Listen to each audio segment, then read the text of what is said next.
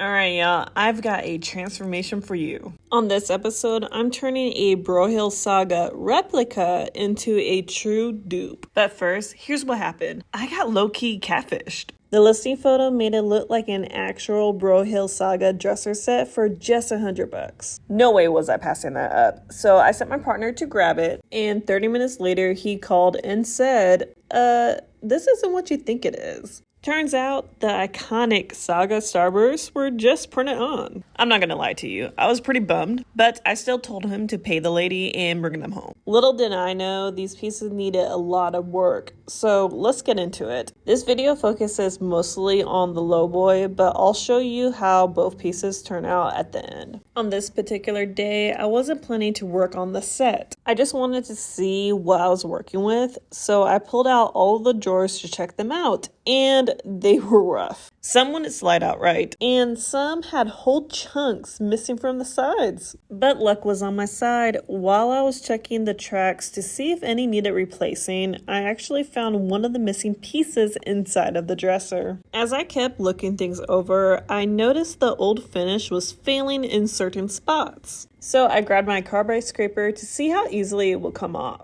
And that was pretty much it for the day because, well, the cold was suddenly in and the snow was coming fast. So 3 weeks later. Yes, you heard that right. February came and went, and I really had to get moving on this set to make up for lost time. Normally, I would start by giving the piece a thorough cleaning before doing anything else. But this was one of those unusual cases where I wasn't even sure if I would be able to fix it because of how bad those drawers were. So that became my main focus right away. I knew I could replace the 2 tracks on the low blade pretty easily, so that's where I started. But before I could unscrew them, I had to remove the backing first.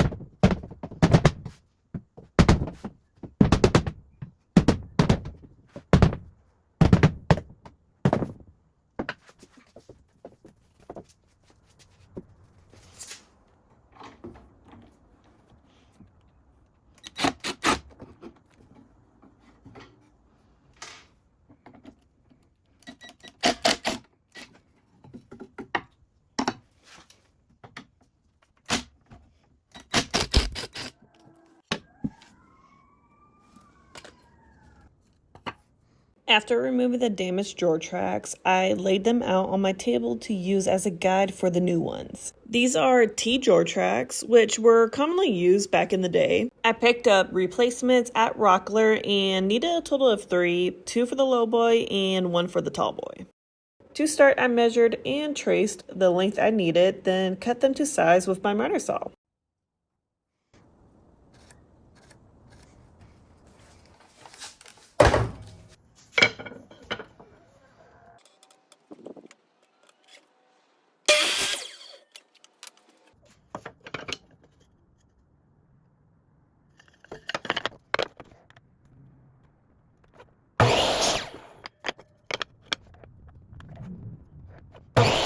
Once they were cut, I inserted a track into the drawer, then slid the drawer into the piece, and traced a rough guideline to see where the track should sit. This helped me line it up properly when it was time to screw it in place. Then, using the old tracks as a reference, I marked where to drill the holes into the new ones.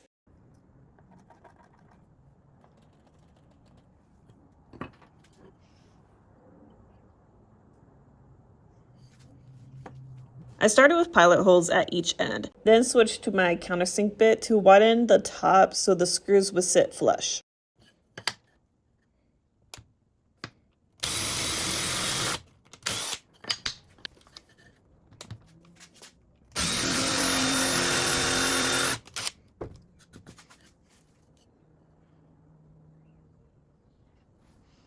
Once that was done, I was ready to screw each track into place. But first, I had to reattach the little block at the very bottom on the back side of the piece. There was a slight difference in levels from the front to the back in that area, so the block was needed for proper support.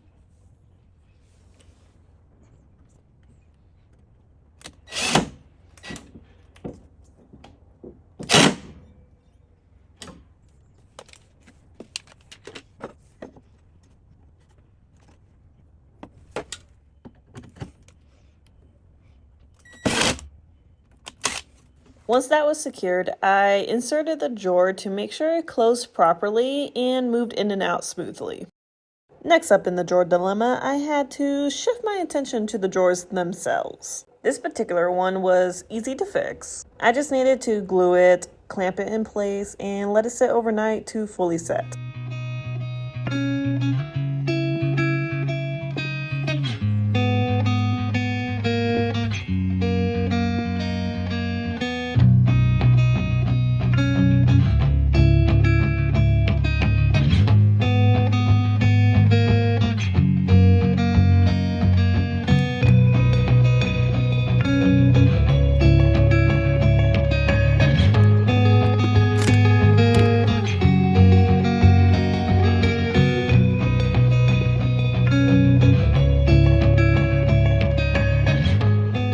The next day, I turned my attention to the drawer that needed a little extra help. I used my straight edge to square up the curve, then went in with my multi-tool and did my best to cut along the lines and even out that area.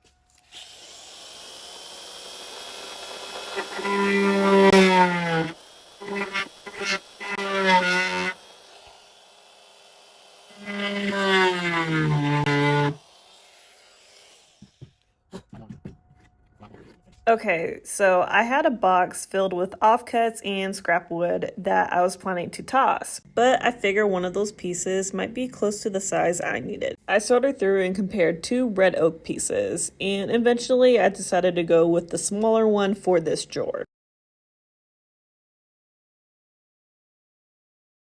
It was slightly longer than needed, so I held it in place and traced where I needed to cut off the excess. I also traced the other side since I needed to notch out a small dovetail on that end. After tracing, I cleaned up the lines with a straight edge and brought it over to my bandsaw to cut it to size and shape.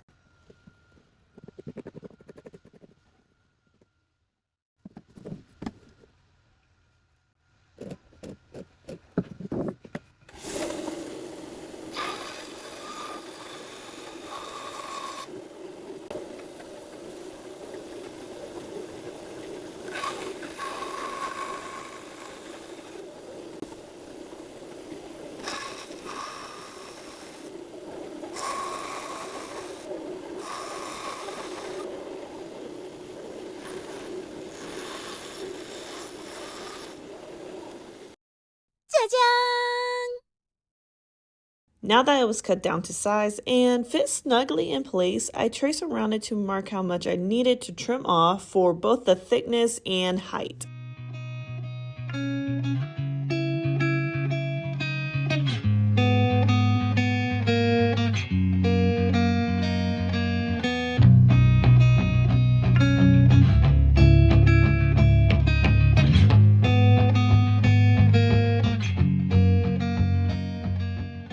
I grabbed my bandsaw again to cut it down to the right height, then took off small sections at a time to match the thickness, following the guide that I traced earlier.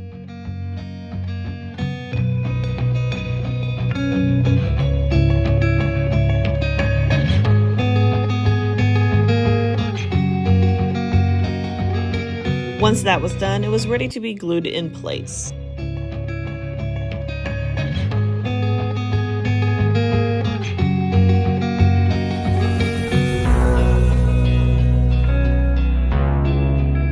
I used some wedges I made from my scrap wood pile to keep everything secured and aligned, then clamped it all in place to set up.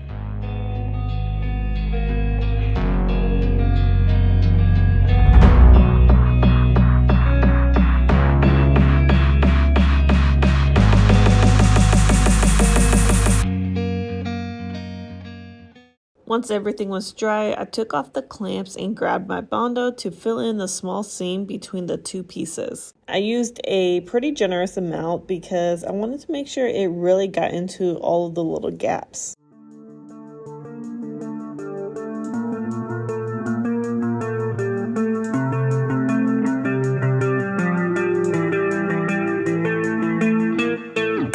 Once that dried, I used my orbital sander with 120 grit sandpaper to smooth it out.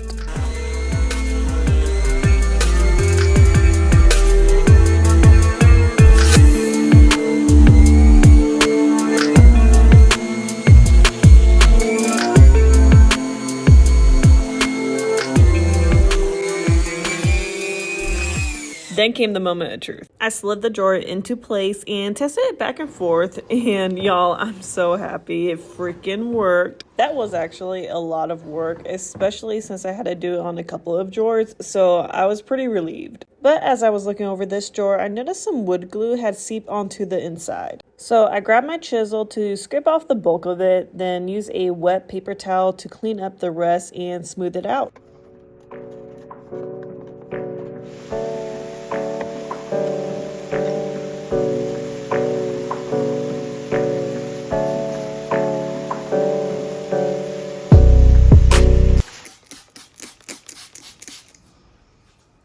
Now that all the drawers were working, it was time to remove the old finish. I gave everything a quick wipe down with all-purpose spray to get rid of the grime and dust. Once dry, I grabbed my orbital sander and 80 grit sandpaper to start sanding the top. I wasn't trying to remove the finish, but I figured it would help break down the top layer, making it easier to scrape off with my carbide scraper. I went with this method because honestly, I didn't want to spend extra money on stripper. And on the bright side, it turned into a bit of an arm workout.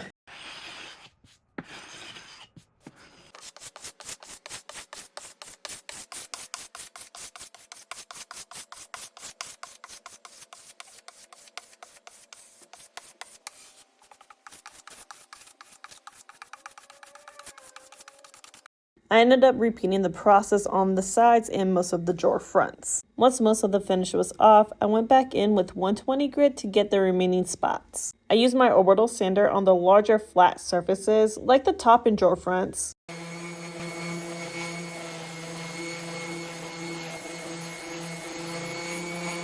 Then switched to my surf prep for the smaller flat areas that were harder to reach with my orbital. After that, I attached a sponge pad to my surf prep to sand along the curved parts like the legs.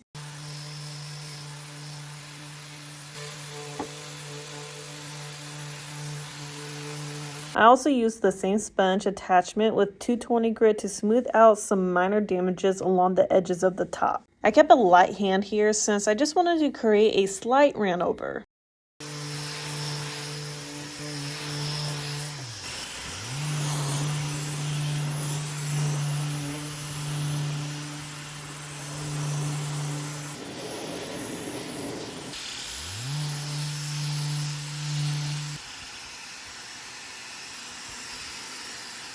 To finish off the day, I hand sanded the remaining areas using a contour pad and sandpaper to get into those really hard to reach spots.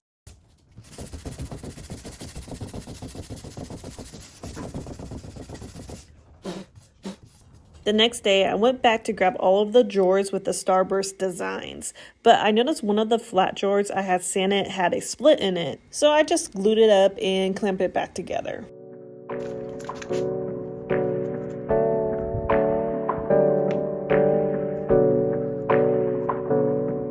I took the starburst drawers with me because my brother was going to help me carve the design using his CNC machine. But a few weeks earlier, I had my dad help me set up the design in the program. I had sketched out a rough idea, and from there my brother took over. Honestly, I have no idea what all went into making it work in the software since he was doing it on his own time. But I was there to help when it finally came time to carve the design into the drawers. Though if I'm being honest, I was mostly there just to film. So to make it work, we cut a hole in his table so we wouldn't have to take the drawer completely apart. He had been wanting to do that anyway for bigger projects, so this was a good excuse to finally go for it. We'll clamp the drawer along one of the table braces so it will reach the machine. The stars were pretty easy for the CNC to route out, but we had to adjust the design layout on the lowboy drawers since some of the fronts were a little warped. To me, that was not a big deal though, since the dresser is a replica anyway. But the nice thing was that once we had the drawers set up, we didn't really have to move or reposition them while the machine was carving.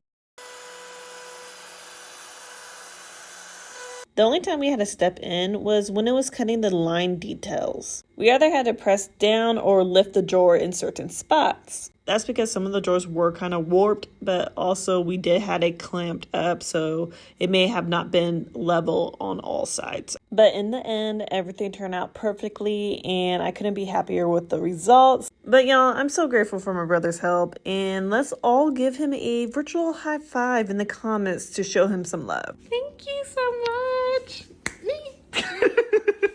Here's a better look at the drawers inside the piece. I still need to remove the finish on all the ones we routed the design into, but I ended up sanding them down with 80 grit and working my way up to 220 grit since scraping didn't seem like the best option with the inlay design. Speaking of the design, I started hand sanding the starburst design to smooth them out. We ran each drawer through the CNC machine for about 22 minutes, which got the design done fairly quickly but didn't leave the smoothest finish. We could have gone with the 55-minute process for a cleaner result, but with 5 drawers to do, that would have taken way too long. So I told my brother I didn't mind hand sanding if it meant getting them done a little quicker. Once we had everything sanded up to 220 grit, it was finally time for a good final cleaning. I grabbed my shop vac to get inside all the nooks and crannies, then used my lint-free paper towel with hot water to wipe off the dust inside and out.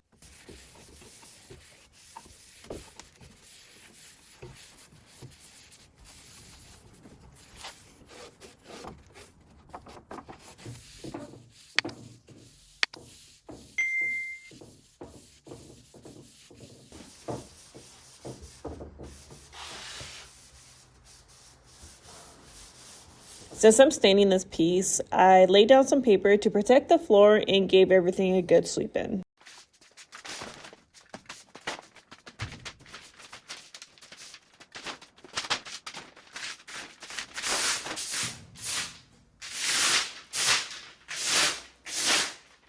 I started with the drawers, partly to see how the piece would take stain, but also to figure out how many coats I need to get the color I wanted. I've been meaning to try other stain brands, but I haven't pulled the plug on buying any yet because I still have a ton of Minwax water-based stain I need to use up. So for the first coat, I went with Provincial. With this particular stain, I noticed you have to make sure there's enough product to keep the surface wet. Depending on the temperature, it can dry out pretty fast, which can leave it looking streaky or even clumpy if it dries before you can wipe off the excess. To avoid any of that, I just wipe it off immediately after applying it. Doing that just gives me peace of mind. Now, Provincial is a nice stain color, but it wasn't quite dark enough for what I wanted. After about an hour, I went in with a second coat, this time using golden brown. It's a little darker than the other one, but still didn't get me exactly where I wanted. And honestly, the main reason why I used golden brown was because the can was nearly empty, and I knew this project will finally finish it off. I wasn't getting the exact tone and depth I wanted just by applying the stain traditionally. So I decided to mix up my own toner using what I had on hand. You can make your own toner by mixing water-based polyacrylic with water-based stain. I usually just eyeball it, but if I had to guess, I used about 10 ounces of poly to not even an ounce of stain. The key is making sure you have more polyacrylic than stain so it cures properly, just like spraying regular poly without any added stain. I use this method on a few projects now with no issues, but I definitely recommend testing it on a scrap piece first to make sure it cures correctly for you. Now, after the fact, I did reach out to Minwax and they told me they don't recommend creating your own toner with their water-based products because it can fail depending on the mixture ratio. So if you decide to try this, just know you're doing it at your own discretion. There are actual toner cans you can get from Mohawk or other brands, and General Finishes make products specifically designed for toning with their sealers. So if you want peace of mind, you could just start with General Finishes from the get-go. I know I'll be trying them out once I work through my current inventory. Okay, so for my first round, I used what was left of the golden brown mix. But for the second round, I found a can of dark walnut buried in my cupboard and decided to mix up a fresh batch. When spraying a piece, I found that a 50% overlap gives me the most even finish. But y'all, that dark walnut really brought in that dark, rich depth I was after. I did let this sit for 24 hours before spraying my final clear coat. And to blend the side of the drawers better, I stained them with golden brown first, then sprayed one coat of toner over that to even it out. Which made them darker, but it worked like a charm, so I'm not complaining.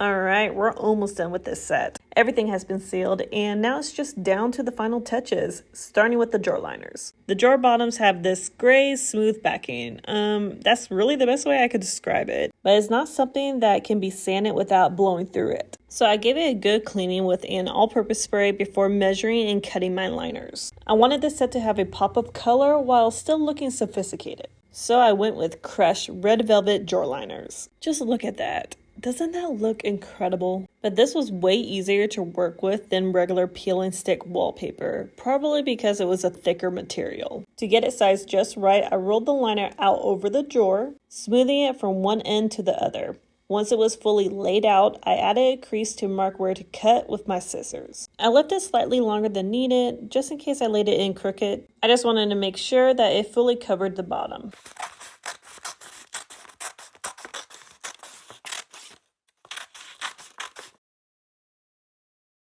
Then I rolled it back up and placed it on top of the drawer again to mark where I needed to trim for the depth. I think I got this tip from Lisa at Ivy Lane Home. So Lisa, if you are watching this, hi, hello, thanks for the tip. Since the liner was too thick for my scissors, I used my box knife to trim the excess.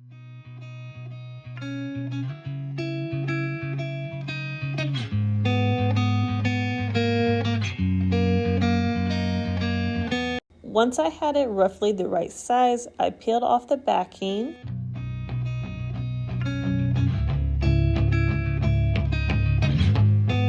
and folded it in half to help with positioning. I lined up the front edge first, then unfolded the rest, smoothing it out as I went.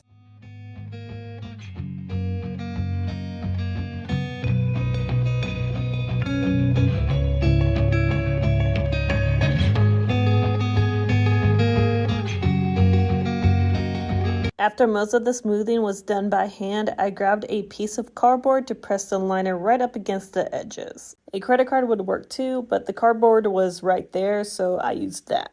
Finally, I used my box knife to trim off the excess along the drawer sidewalls. I needed a new box knife, but you don't necessarily need a new one. You do need a sharp blade though, so either swap it out for a new one or sharpen it, whatever works. But a dull blade is just going to make this process harder. Once I finished applying the drawer liners, I decided to add a little bit more contrast to the stars. You can see in this clip that the bottom ones have more depth compared to the top. To do this, I grabbed a small detail paintbrush and used some leftover black paint from Wise Owl. It is mixed with a little bit of Raven, but it just looks black. I chose this paint because it's from Wise Owl's 1 Hour Enamel collection, which has a satin finish with a built-in top coat. It dries super hard, so since I had already sprayed a top coat on this piece, I wouldn't need to go back over it again to seal anything. I did just one coat on the stars and line details, and if any paint ended up where it shouldn't, like outside the lines, I could easily wipe it away without it soaking into the grain since the piece was already sealed.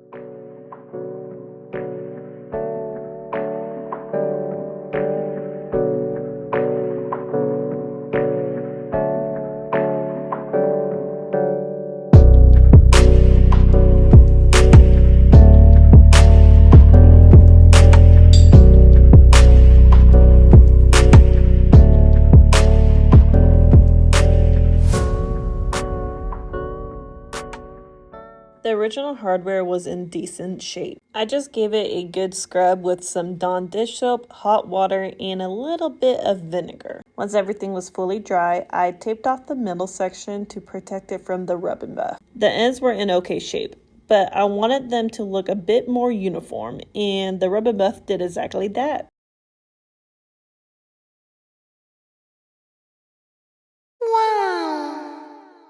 Finally, I reattached the original backing to each piece. I had run out of nails, but I had some thick black ones on hand that worked until I could get the right ones. Alright, it is finally time. Here's a reminder of what it looked like before, mistreated and acting like a poser with that painted design. And now, here are the final results. Looking at it now, the stain color is pretty darn close to the original finish. But now it's actually functional and thriving and ready to find a new home. Which brings me to my next point. I know y'all enjoy when I break down the numbers, so here we go. I got this set for $100 and my total material cost came to $71.61. That includes the T-tracks, velvet liners, and pretty much anything I spent money on for this piece. You already know I like to set aside about $10 per project for miscellaneous supplies, which that goes into a fund for things like wood glue, sandpaper, and all the other little essentials I use for every project. If you're interested in any of these products I used, I have listed them below in the description. I originally listed this piece separately for a total of $1,100. I felt like it was a fair price, and I typically post my sets like this, and 90% of the time they sell as a set. Y'all already know I don't have the space to hold on to pieces for long, so I priced them to sell fairly quickly. After a week of lowball offers,